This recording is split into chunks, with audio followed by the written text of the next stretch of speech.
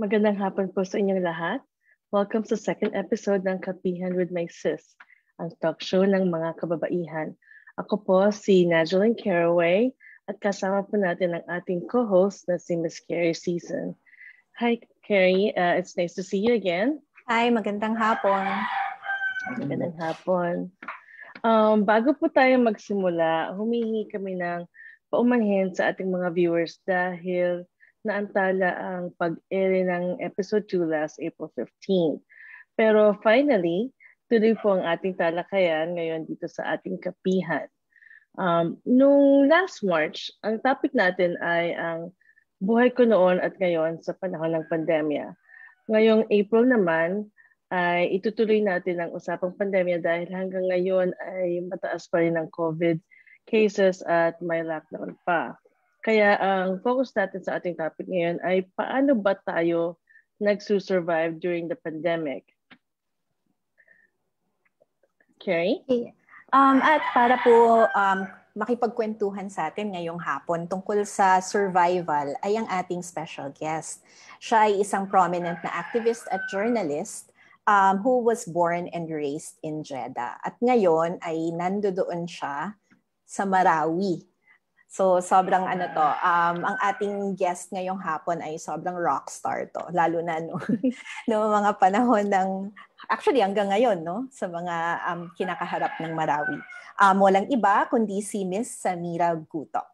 So we're really happy to have her and excited to have this afternoon chika with her today. Pero bago po tayo magsimula na makipagchikahan kay Ma'am Samira, pakinggan po muna natin ang kwento ni Fe mula sa Cavite.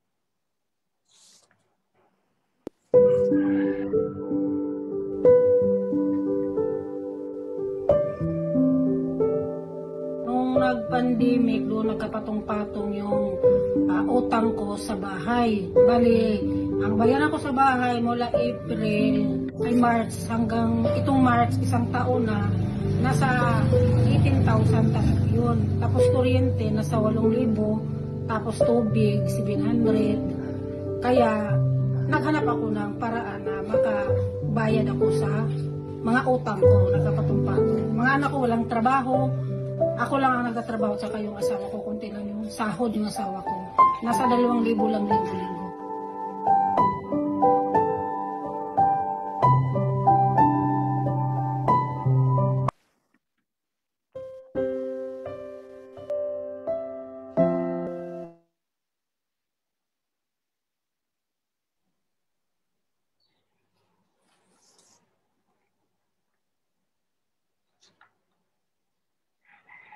Ayan, maraming pamilya ngayon ay patong-patong na ang mga utang at lalo na since nagka-pandemya, mahirap talaga ang buhay ngayon. Hindi po ba, Ms. Samira?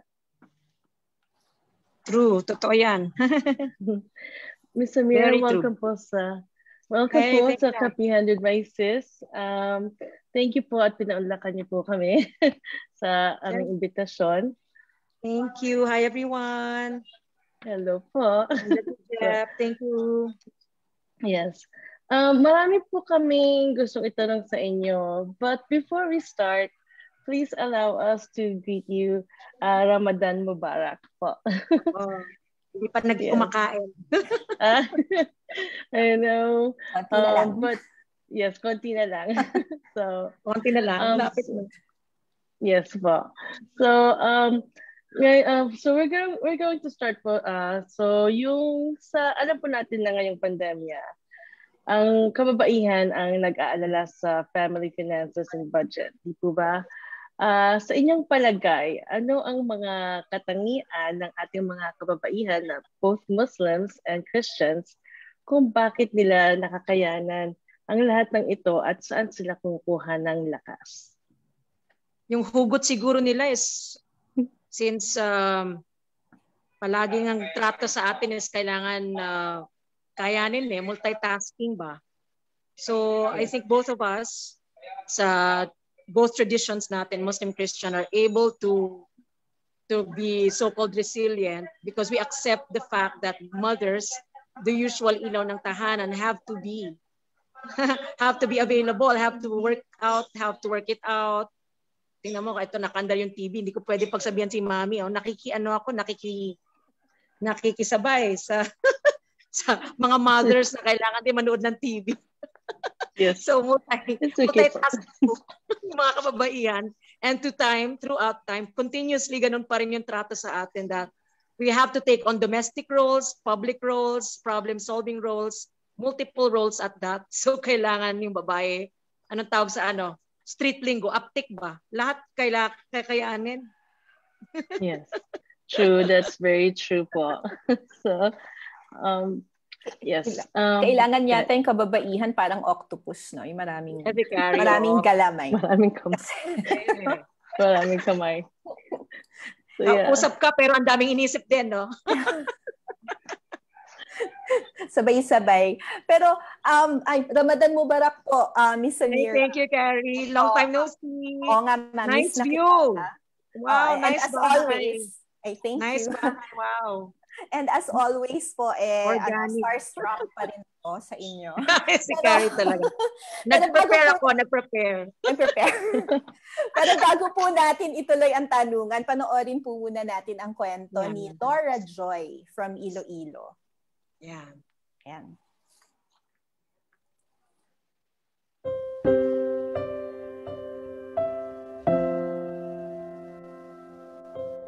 I have worked as an OFW for 11 years in UAE, and in 2018, umuwi ako for good. As far as I know, may mga existing programs na ang government for OFW, especially sa mga kababaihan. I think kailangan lang ng proper implementation ng mga programs na to para makatulong sa mga OFWs na tulad ko. Unfortunately, I am one of those na hindi naka-benefit ni isa doon sa mga programs na yun.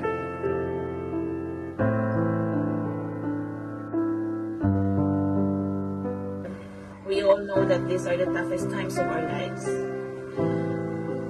But this is also the best time to be at our best.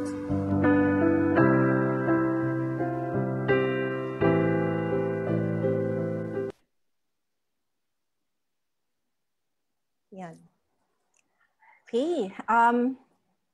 I like that she said na this is the best time to be at our best. No? Maski mahirap ang pinagdadaanan natin. And I think it cuts across. Siguro, yung sinasabi ni Ma'am Samira kanina, no? Hindi lang ito tungkol sa hindi lang ito tungkol sa kung Muslim ka o Kristiyano. I think it's something that's shared by everyone, no? Sinashare ng lahat ng kababaihan, no, regardless of religious background and maybe even culture to a certain extent, In any case, given that, yung kagaya ng sinabi niya, si Miss Samira, I'm sure may inkling siya dun tungkol sa mga pinagdadaanan ng mga OFW kasi once upon a time hindi din naman siya tumira dito sa Pilipinas, no? Half of my life. Yeah. Half of my life. Half of your life. Yeah, 15 years. 15 years. Ay, wow. Wow, yeah. Born and raised. Outside. How was it when you came to the Philippines? Kasi Tagalog din yung community. Grateful ako, Carrie, na OFW community.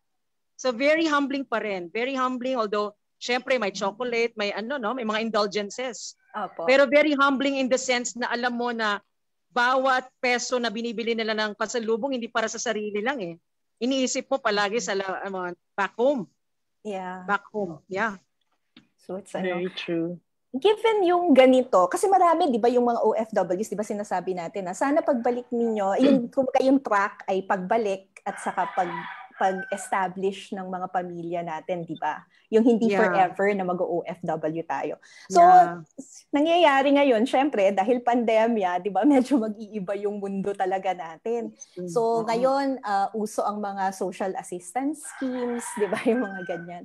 So, given that, dun sa mga nagtatrabahong mga nanay at saka yung mga small business owners, ano po sa tingin ninyo kaya ang magandang itulong sa kanila ng gobyerno para, alam mo yun, yung para ma-ease up yung mga burdens nila sa mga Thanks, Carrie.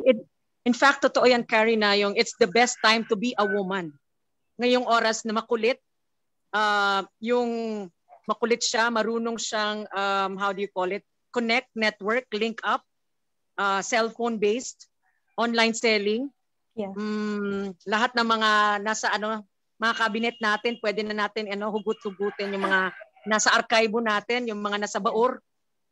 Diba? Yung so pagiging natin, the government can actually find a matching system by which kasi itong nakita ko na striking doon sa Okta Carrie Nudge, yung sa Okta research na data management, databasing is not yet as much existent for COVID and all that.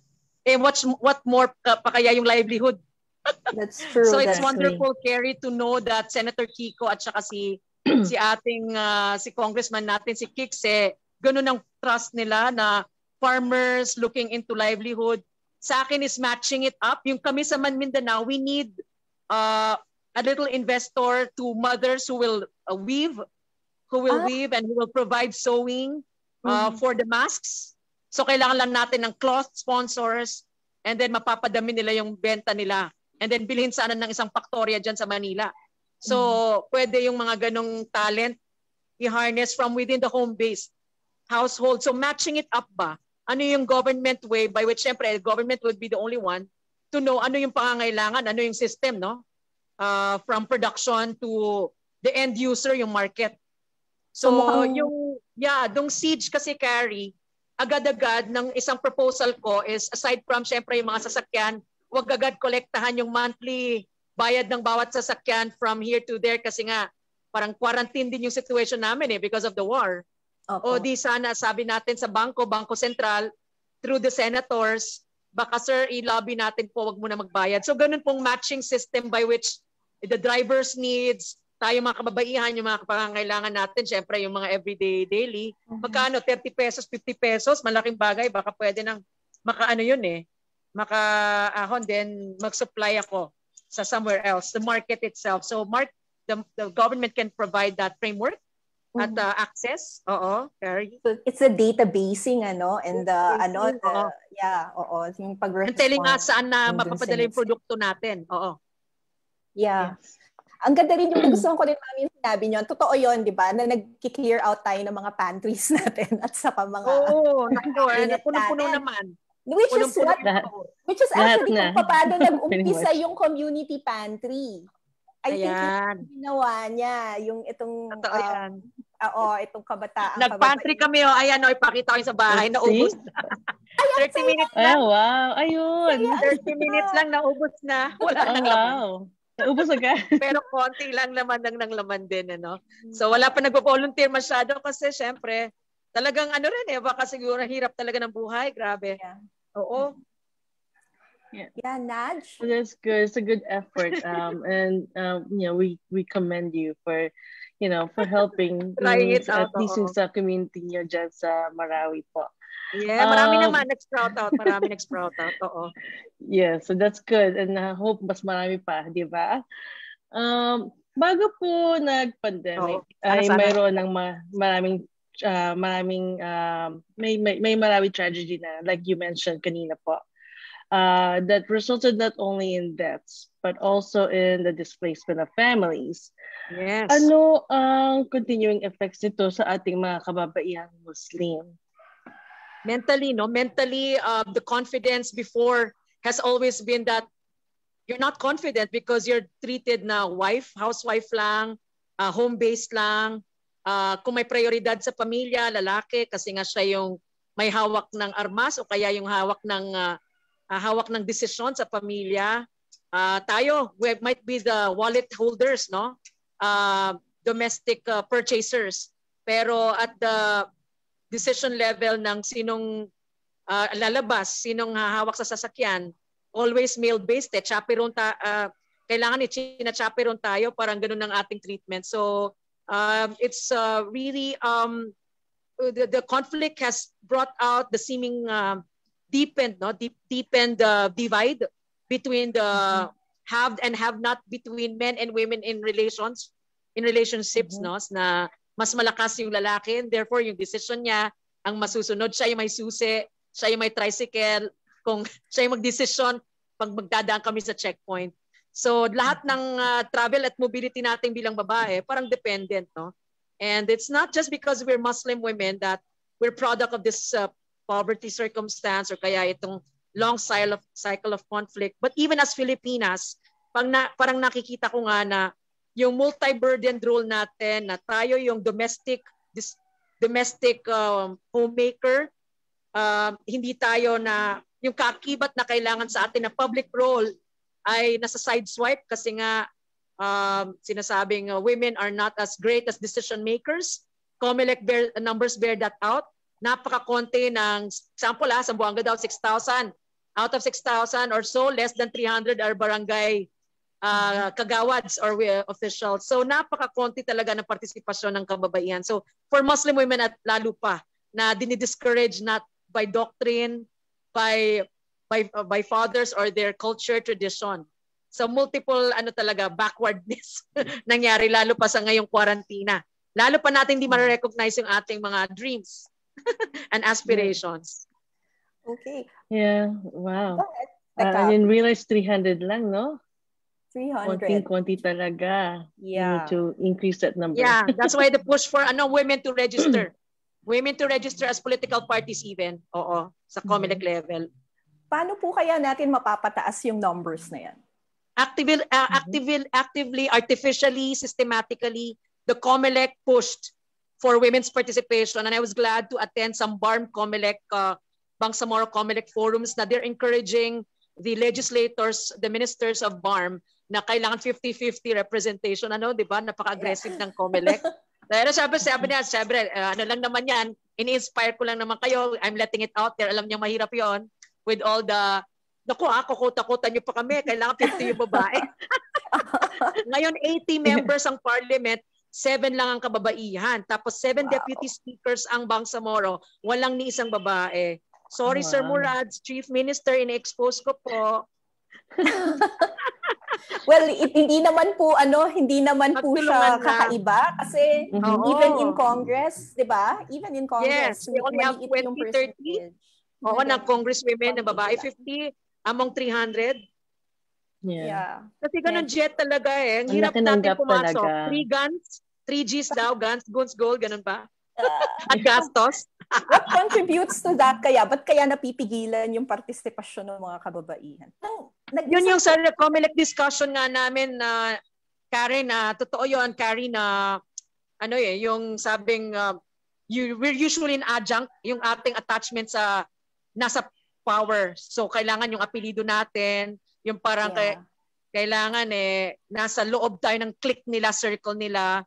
And then Senator Kiko, I was so grateful na he was so open-minded nga na to mentor nga us nung, di ba, hindi naanan natin na kailangan yung babae push forward, not just because kailangan ba may face dyan, but really yung input natin na kailangan talagang 50-50.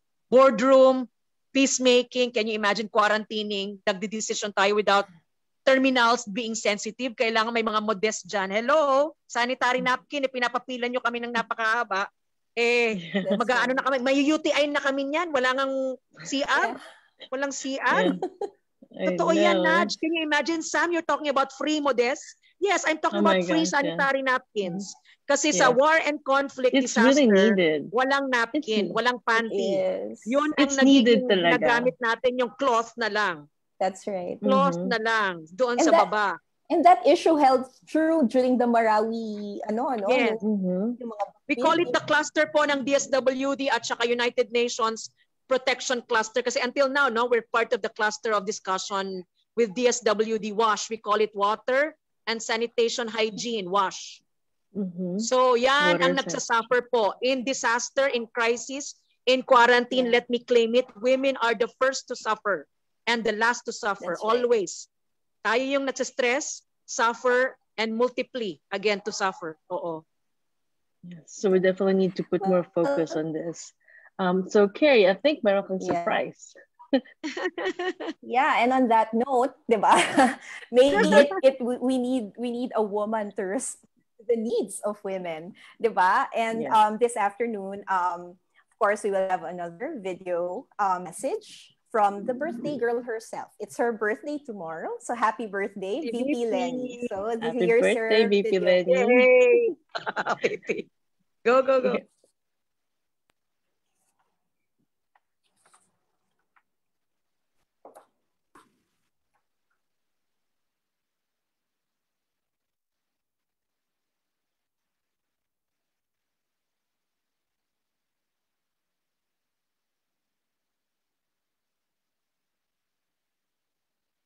Hello sa lahat ng kasama natin sa episode 2 ng Kapihan with my sis. Nakakatuwang makita na after the successful launch last March, nandito pa rin kayo keeping the conversation alive. Pinapatunayan ninyo, wala talagang makakapigil sa kababaihang gustong iangat ang kapwa nila babae. Despite the challenges, we persevere. At napakahalaga nito, lalo na kung gusto nating maabot ang the last, the least, and the lost sa ating mga kasama at maramdaman nilang kasali sila sa usapan na walang maiit sa puwera. At para sa kanila mismo ito mga espasyong binubuo natin. Today's conversation is especially important because we know that women are bearing a disproportionate brunt of the pandemic. Ngayong pandemya, we see mothers breastfeeding while in Zoom meetings, wives trapped in quarantine with abusers, poor women carrying a heavier load for families struggling to survive. Dahil sa mga lockdown sa mga komunidad, lalong nagiging mahirap para sa mga kababaihan na magkaroon ng access sa healthcare at iba pang reproductive services. Dahil dito, many women have no choice but to suffer in the shadows. With COVID-19 still threatening the lives of our people, malinaw. It becomes even more imperative to loop more of us into the cycle of solidarity and action so that our efforts become more strategic, more amplified, more impactful. Iba-iba man ang mga background na pinanggagalingan natin, pinagbubuklod tayo ng iisang hangarin to empower and inspire every Filipina so they can do the same for others.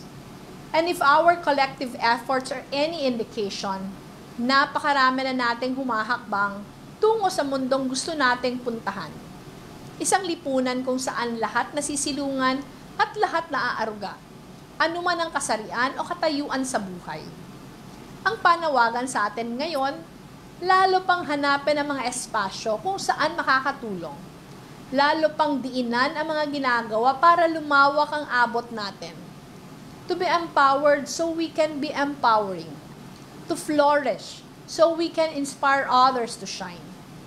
Paalala rin ito para sa ating mga kaliberal. We need to start where we are, in the here and the now. Sa bawat pagbaba natin sa ating mga komunidad, we need to constantly deepen our engagement and build stronger ties with each other. Encourage others to voice out and be heard. Lahat tayo dito ay leader at stakeholder. Bawat isa ay susi sa transformasyon ng ating komunidad. Kaya sige lang, kababaihang liberal, padayon lang. Nandito lang ako lagi at ang buong OVP. Kasama ninyo sa pagpanday ng isang mas patas at makataong lipunan para sa lahat. Maraming salamat, mabuhay kayong lahat.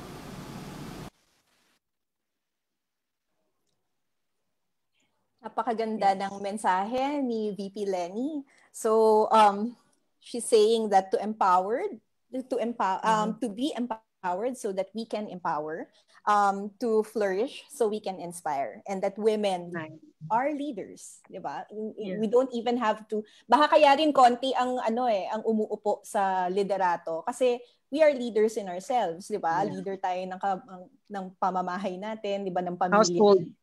Yeah, also, kumbaga, even ng communities, di ba? Pag nasa communities, yung mga kababaihan talaga yung nagsa-step up. Pero anyway, so it's the call to empower and inspire. And siguro, ang pwede natin tignan dyan si Miss Samira. Di ba? So yeah, the last, like, the least, and the lost, no? That I like the 3 Ls. The last, the least, and the lost. That's right. Should fight the 3 Gs, the guns, goons, and gold. At chipuera ninyo na yun. Yeah, but I also like the fact that she said na, we need to empower one another, but it starts here and now. So ngayon na talaga. The here and the now. We shouldn't delay anymore. We should keep on pushing forward talaga. We're making headway and continue lang talaga tayo. So, Ms. Samira, ang sunod na tanong ay walang kinalaman sa pandemic, ngunit magandang itanong. And nabanggit niyo na rin po ito kanina. Bakit po kayo biglang nag-resign from the Bangsa Moro Transition Committee? Nakikita ko rin yung mga tanong kanina, so later I chat natin yon. Siyempre personalan talaga, di ba? Everything is political for women, and I do believe that. Personal issues are political issues. Kaya from the bedroom to the classroom, pinag-uusapan natin yung rape na in-upgrade na, no? From personal crime, private crime to already a public crime against not just women but even the society. So I heard a rape joke, no, from our president, and I was grateful that I had the chance to wake up listening to the TV program where he was speaking, that around me were evacuees who were silent and siguro helpless and hopeless. Sabi yung kaninang 3 Ls, last, least, lost. And so parang sabi ko, maybe this is my step up to take a statement, to make a to state, no, that rape jokes are not jokes at all.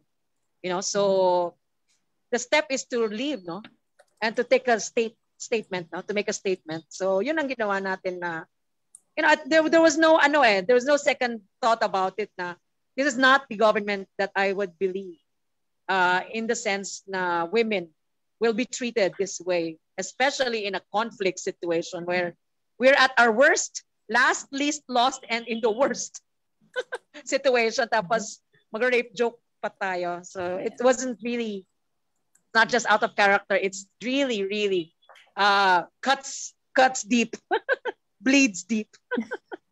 Exactly. Oo. Yeah. Hindi siya talaga, kumbaga, parang niyurakan na, tinapakan pa. Kumbaga. So, empathy and compassion talaga. It's like itong pantries natin, di ba? We're supposed to be taught, civilian efforts ito eh. So, ibang level na yung nasa taas ka ng hierarchy ng mga security sector, di ba? Nasa taas kayo. So, you have the privilege of paperwork and staffing eh. Itong mga pantries, no? These are communal and organic eh. Walang staffing po ito. These are one person effort. So, nakakaiyak po talaga na kailangan pa silang takutin. Yes, diba, I guys? know. Opo. Grabe po It's a shame, really. I mean, I had to fight that fear na yung tinawag nila ako ni CHR Chairman Gascon na salita ka dito sa Manila, talk about the conflict in Marawi. So, oh my God, sir, wala akong pan-ticket na bukas na agad or mamayang gabi na last flight. Naku, sir, hindi ako ganun na I will take that challenge na step out of my room at magsasalita sa nakita ko sa conflict. So I had to. So yun, I had to just kind of run towards the Senate hearing. And I was asked nga. Then I gave a 3-minute testimony which became the most bashed moment of my life, no? Aside from running for the Senate.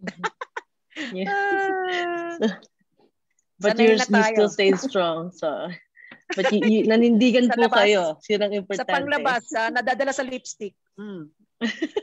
Yes. I got one too. So, Carrie? Lipstick is power. Lipstick is power, di ba? Lipstick and heels. I know, right? Lipstick is power. Oh. Yes, lipstick is power. Warpaint. Definitely. Yeah. Yes. Lipstick.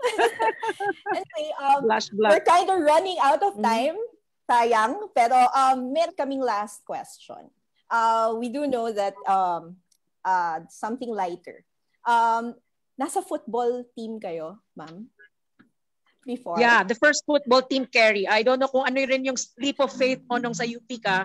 Pero ako yung parang walang magawa. Pero I really like to run as a person. I like to run. Literally yung bola, tinapon kasi lumaki ako sa Saudi ba? Yeah. Mga katrabaho, kalaro ko, mga Somalian, African ladies who really were very strong muscled ladies, and yung normal na yung bola. Basketball books sa ulo, sa mukha namin. Sakit. Very so athletic. Yeah, girl, I played football. We sang Madonna, Paula Abdul. Diba? Sinong type niya? Si Tiffany o kaya si yung isa? Debbie Gibson. Yun yung time natin. I like both. Tapos yung mga mga loose blouse, yung mga natin, fashion natin nun. Rainbow colored, nakatis pa yung buhok. Tapos ang mga hair natin, di ba, pinapataas. Yes, ang daming aquanet. The way to increase women's participation. Sabi doon sa question kasi, how do we actually increase kailangan systematiko. Participate, guys. You have to really like formally manifest. Hindi pwedeng ikaw ang pupuntahan sa bedroom, hello. Yung talento mo sa bedroom hanapin, wala makikinig sa'yo kung bedroom ka lang. You have to go out na there. Cellphone. Magsulat ka, mag-express ka. So nakita natin kung gaano ka-passionate si ma'am sa kanyang pagfo-football. So gusto ko makita reaction niya dito sa statement na to. Ang kababaihan ay ayaw maglaro ng sports. Ano lang, the time management siguro. So it's not just na hindi natin gusto mag-choreograph ng sayaw o mag-TikTok o kaya tumakbo, mag-volleyball, basketball. Give us time. Kaya nga share the paglalaba, mister. Bigyan nyo kami ng oras magpaganda at mag-sports at gugustuhin namin yan. What do you think? I've been there all night, sabi ni Ariana Grande. I've been there all day. Wow. Ang ganda ng boses niya, Miss Samira. Wala, try hard. It's really good. Oh, para sa akin siguro, marami ang nag-underestimate ng capability sa mga kababaihan. Not sure if dahil ito sa cultural climate sa bansa, which naka-focus more on outward appearances. Everywhere you look, I'm sure familiar kayo dito. Everywhere you look, puro pampaganda nakikita ko sa commercial. Kaya hindi na highlight na marami hindi din piloting, na mga yes, pilot, correct. Hindi na highlight na marami din mga kababaihan na very active sa sports at hindi takot madapa at hindi takot sa challenge. Yes, ni Hideline Diaz, she's very popular right now. She is a weightlifter and she's Filipino. Irish Magno, another one, woman boxer. Yung mga basketballista, yung mga Miss Universe na volleyball player, no? Yes, and then another one is Ina Palacios, who is also just like you, a football player din po siya. So, siguro kulang pa ata ang ating mga, hindi lang yung entertainment industry at media industry.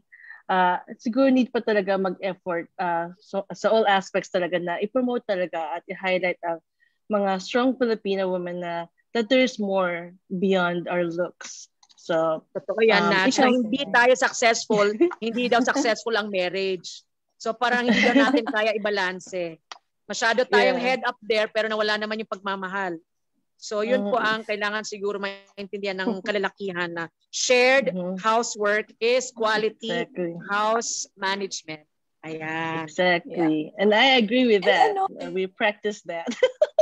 Practice natin yun. That's right. Yes. And sports, hindi lang naman yan gusto or ayaw ng babae. Diba? Parang it's a personal preference of, diba? May mga lalaki ayaw ng sports, may mga lalaking ayaw na papawisan or something, diba? So, I appreciate adverts like from Nike.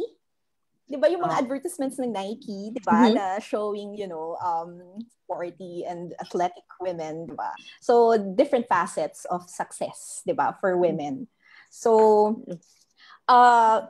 with that, Ma'am Samira, do you have any last message you want to tell our Yes, si Jeff, yung kanina, there? combat yung kultura na mahinhin. Kasi nga yung, it's rooted yung pag secondary citizen natin so-called is this rooted from tradition. Mahinhin tayo, kailangan tayong hindi masyadong galaw-gaw.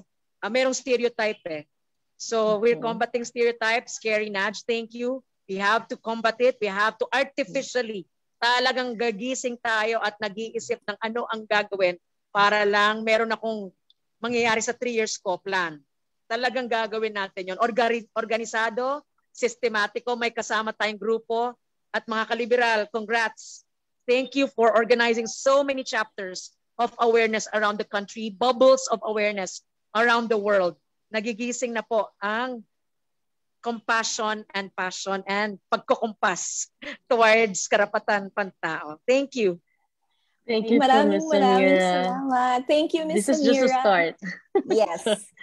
This is just a start. We're gonna keep on going, definitely. Yeah. Thank you. Keep on going. Right. Sulat. Maraming salamat po, Miss Samira. Of course, today, we have heard Miss Samira talk about, women being, ito talaga yung nag-ring sa akin the fact that women are, in disasters and catastrophes, it's the women who bear the brunt the first and the longest. 'Di ba? Parang ikaw yung longest na nagsasuffer, 'di ba, sa mga ganung sitwasyon. And it's because women sometimes are forgotten. So we have to push, 'di ba? We have to say that kasali tayo. 'Di ba? And we have to make sure na lahat din ng kababaihan will be inspired and empowered, 'di ba? To actually push and claim their own spaces, 'di ba? Kung nasaan man.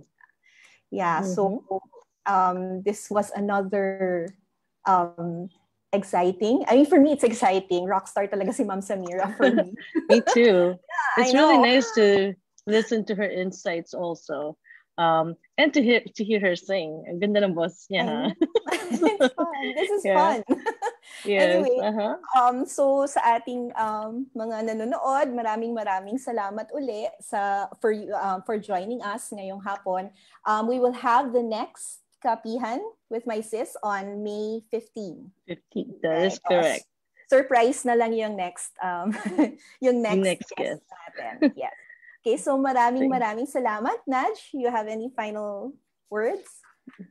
No, just abangan niyo po at sana po wag po kayo magsawa. At we'll see you again soon. So May 15th. So we'll see you soon again. And thank you po sa inyo lahat, and thank you again to Miss Samira for indulging us today. So okay, thank you. Till next time. Find your space. Thank you. Okay. Have a great day.